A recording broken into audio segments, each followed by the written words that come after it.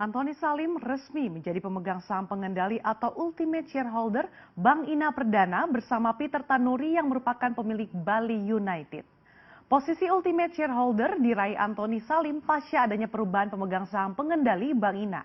Dan lalu seperti apa perjalanan grup Salim dalam mengelola bisnisnya di sektor perbankan? Akan saya ulas untuk Anda dalam Grup Salim Punya Bank Lagi.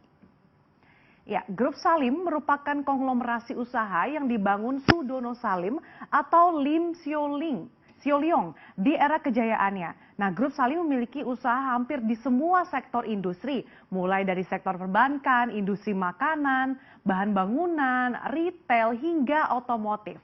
Di industri perbankan, jejak Salim sudah ada sejak era Orde Lama. Dan kita lihat pada 1954 Sudono Salim mendirikan Bank Windu Kencana, tapi pada saat itu tidak berhasil. Kemudian pada Oktober 1956 Salim kembali mendirikan bank dengan nama NV Bank Asia.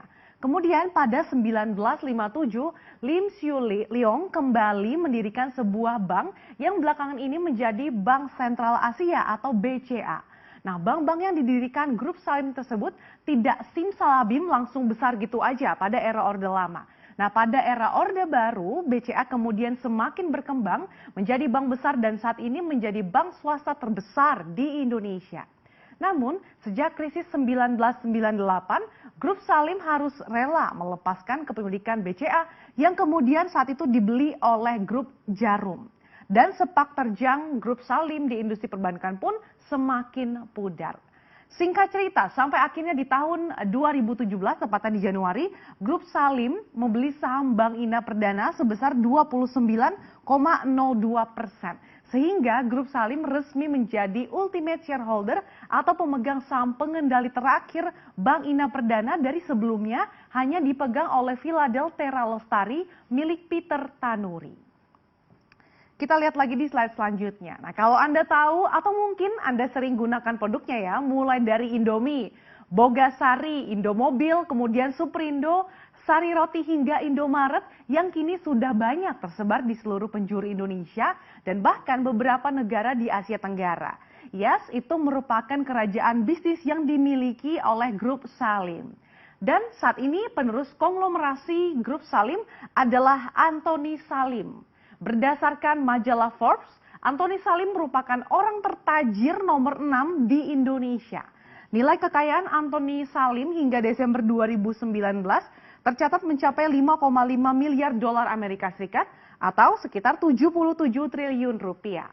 Nah, Grup Salim memiliki sejumlah perusahaan yang tercatat di Bursa Efek Indonesia. Kita lihat, di antaranya ada London Sumatra Plantation atau LSIP, Indofood CBP Sukses Makmur atau ICBP, Indofood Sukses Makmur INDF, Salim Infomas Pratama SIMP, kemudian ada Indomobil Sukses Internasional atau IMAS, dan Indo Retail Makmur Internasional atau DNET.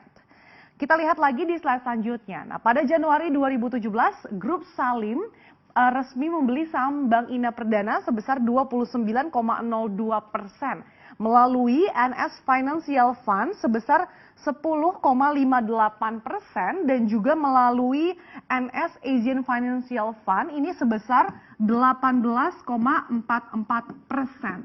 Dan kalau kita lihat ini berdasarkan pemegang saham per Desember 2019, Bank saham ini dipegang oleh salah satunya perusahaan anggota Salim Group yaitu Indolife Pension Tama sebesar 22,47%. Kemudian ada juga Philadelphia Lestari ini yang merupakan milik Peter Tanuri yang menguasai 9,64%. Dan sebelum Antoni Salim menjadi ultimate shareholder, Peter Tanuri ini menjadi pemegang saham pengendali tunggal dari Bank Ina Perdana. Posisi Peter yang seorang diri menjadi pemegang saham pengendali tunggal terjadi sejak Juni 2019 pasca Oki Wijaya tidak lagi menjadi ultimate shareholder perusahaan. Lalu bagaimana kinerja perusahaan Bank Ina Perdana atau dengan kode emiten BINA? Kita lihat di slide selanjutnya. Ya, berdasarkan laporan keuangan perusahaan hingga kuartal ketiga 2019, kita lihat Bank Ina ini berhasil meraup laba bersih sebesar 4,17 miliar rupiah atau meningkat 10,03% secara year on year. Kemudian Hingga kuartal 3 2019, total aset ini juga mencapai 4,52 triliun atau meningkat 17,36% secara year on year.